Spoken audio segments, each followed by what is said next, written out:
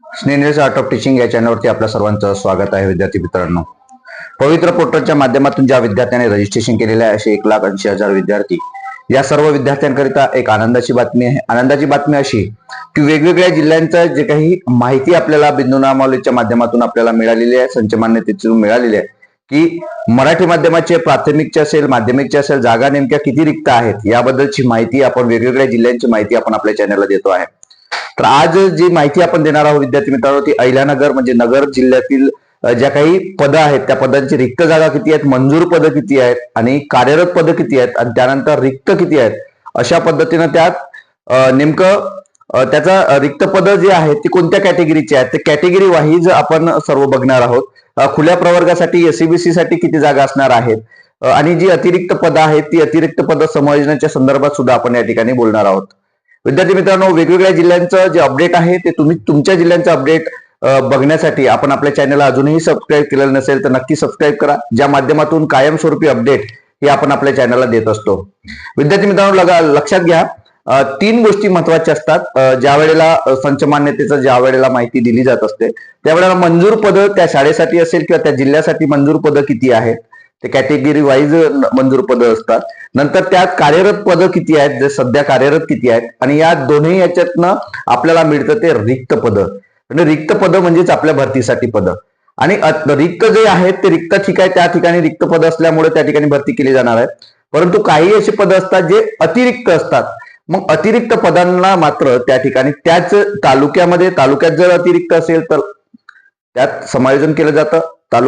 तालुक्यातला अतिरिक्त नाही नसेल, जिल्ह्यात अतिरिक्त त्यांना जर असतील तर जिल्ह्यात त्यांचं समायोजन केलं जातं. जिल्ह्यातही जागा त्यांना उपलब्ध नसेल तर विभागात अतिरिक्त त्यांचं ते समायोजन केलं जातं आणि जर जिल्ह्यातही नसेल जमत त्यांचं किंवा विभागात नसेल जमत तर राज्यात त्यांना समायोजन केलं जातं. हे आपल्या सर्वांना माहीत असेलच. तर आता नेमके पदं किती आहेत ते आपण बघणार आहोत. तर इथं मंजूर पदं जी आहेत ती 9,967 ही जी पदं आहेत ही मंजूर पदं आहेत अहिल्यानगरमध्ये. आणि सध्या भरलेले किती आहेत म्हणजे काम करत किंवा कार्यरत किती आहेत तर 9,631 पदं आहेत. त्यापैकी रिक्त जर आपण दोन्ही याच्यातून आपण जर वजा केलेत किंवा मायनस केले तर 336 जागा ज्या आहेत त्या रिक्त आहेत. 336 जागा ज्या आहेत रिक्त आहेत. मग रिक्त जागांचा आपण तपशील बघणार आहोत कॅटेगरी वाईज. आपण जर एससी कॅटेगरीतील असाल तर एससी कॅटेगरीच्या रिक्त ज्या जागा आहेत या जिल्ह्यामध्ये यात 42 जागा रिक्त आहेत. 42 जागा एससी कॅटेगरीसाठी रिक्त आहेत. अनुसूचित जातीसाठी अनुसूचित जमातीच्या जागा ज्या आहेत त्या 99 जागा जास्तीत जास्त जागा आहेत. 99 जागा या अहिल्यानगरमध्ये रिक्त आहेत. आणि ह्या ज्या जागा आहेत ह्या पेसा क्षेत्राबाहेरील जागा आहे, हे लक्षात घ्यायचं आहे. पेसा क्षेत्राबाहेरील या जागा आहेत. नंतर जे विजय बांधव आहेत आपले त्या विजय बांधवांसाठी 28 जागा रिक्त आहेत. एनटीबी जी आहेत एनटीबी करिता 22 जागा रिक्त आहेत. एनटीसी करिता 67 जागा ह्या अतिरिक्त आहेत. लक्षात घ्या, या ज्या एक्सेस झालेल्या आहेत 67 जागा अतिरिक्त आहेत. एनटीडी साठी सुद्धा 37 जागा अतिरिक्त आहेत आणि एसबीसी साठी 8 जागा आहेत. ओबीसी साठी 37 जागा आहेत आणि ओपनच्या ज्या विद्यार्थी आहेत त्या ओपन साठी 220 जागा आहेत. अशा पद्धतीने हे 236 जागा या ठिकाणी असणार आहेत. म्हणजे रिक्त जागा ह्या 236 आहे अहिल्यानगरच्या, बरोबर आहे. मग यात ईडब्ल्यूएस जे विद्यार्थी आहेत त्यांच्यासाठी 10% रिझर्वेशन आहे. मग या 33 म्हणजे 336 जागांचं 10% रिझर्वेशन जर आपण पकडलं तर यात 33.6 होत आहेत. म्हणजे त्यांना 4 पदं या ठिकाणी म्हणजे 10% जर रिझर्वेशन पकडलं तर यांना किती 34 पदं या ठिकाणी मिळणार आहे. म्हणजे 33.6 तर म्हणजे 34 पदं एक्स्ट्रा ते पकडलं जाते टोटल. त्यामध्ये 34 पदं या ठिकाणी त्यांच्यासाठी असणार आहे. आपले ओपन जे बांधव आहेत किंवा ओपन नाही ईडब्ल्यूएस चे जे बांधव आहेत 10% त्यांच्यासाठी 34 पदं हे या ठिकाणी असणार आहे. अशा पद्धतीनं 302 पदं जी आहेत ती पदं ओपनच्या विद्यार्थ्यांसाठी आपण पकडायचे, 34 त्यातून मायनस करायचे आहेत. अशा पद्धतीने या 336 जागा ह्या आपल्या सर्व विद्यार्थ्यांसाठी असणार आहे. त्यातही अतिरिक्त जी पदं आहेत ती अतिरिक्त पदं सुद्धा यात ओपनच्या विद्यार्थ्यांचा विचार करूनच ती मायनस केली जात असतात. तर ती पदं सुद्धा या ठिकाणी असणार आहेत. म्हणजे अशा पद्धतीने जर एका जिल्ह्याचे आपण अहिल्यानगरचं जर आपण पकडलं तर 300हून अधिक जागांचं अतिरिक्त आपल्याला या ठिकाणी दिसत आहे.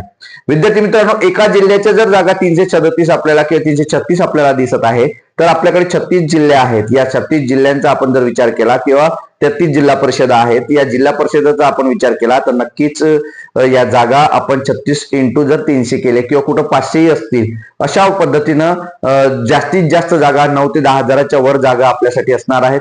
आता पुन्हा एक जो शासन निर्णय आलेला आहे, या शासन निर्णयाच्या माध्यमातून पेसा क्षेत्रातील जागा सुद्धा आपल्या ओपनच्या विद्यार्थ्यांना त्या ठिकाणी मिळणार आहे.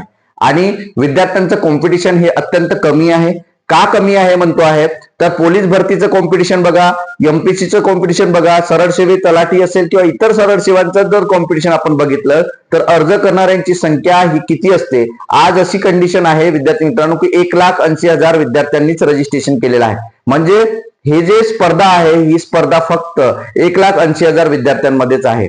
मग 100च्या खाली जरी गुण असेल तरी विद्यार्थी निवड होणार आहे. त्याच्या मागची कारण त्यांचं माध्यम, त्यांचं प्रिफरन्स, त्यांचं एज्युकेशन क्वालिफिकेशन, त्यांचं टेटचे मार्क्स, त्यांची कॅटेगरी या सर्व बाबी महत्वाच्या असणार आहे. त्यामुळं ज्या विद्यार्थ्यांना कमी जरी गुण असले, ऍव्हरेजली जरी गुण असले तरी त्यांनी प्रिफरन्स टाकत असताना सुद्धा याचा विचार करावा, याचा अभ्यास करावा. नक्कीच आपण शिक्षक म्हणून शिक्षण विभागामध्ये कोणताही विभाग असेल, नागपूर विभाग असेल किंवा पुणे विभाग असेल किंवा नाशिक विभाग असेल किंवा संपूर्ण महाराष्ट्रातील शिक्षण विभाग असेल, यामध्ये आपण नक्कीच आपली निवड होणार आहे. फक्त थोडा अभ्यास करणं अत्यंत गरजेचं आहे.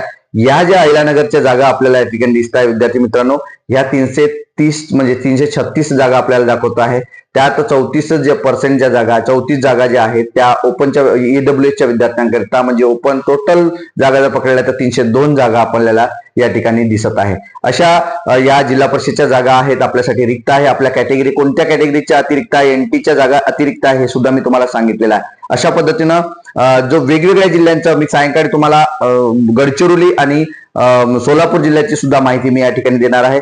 विविध जिल्ह्यांची माहिती कंटिन्यू आपण आपल्यासाठी देतो आहे. आपण जर माझ्या चॅनलला अजूनही सबस्क्राईब केलं नसेल तर नक्की सबस्क्राईब करा, जेणेकरून तुम्हाला कंटिन्यू आपल्या सर्वांना अपडेट मिळणार आहे. आपल्या सर्वांना प्रिफरन्स टाकण्यासाठी सुद्धा मदत करणार आहोत. आपण डिस्क्रिप्शन बॉक्समध्ये असलेल्या जे काही आपले ग्रुप्स आहेत, त्या लिंक्स आहेत, त्या लिंकवरती जॉईन व्हा आणि माझ्याशी संपर्क साधण्यासाठी नक्कीच विद्यार्थी मित्रांनो मेसेज करा, फोन करू नका. हे मी तुम्हाला सर्वांना सांगितलं. धन्यवाद.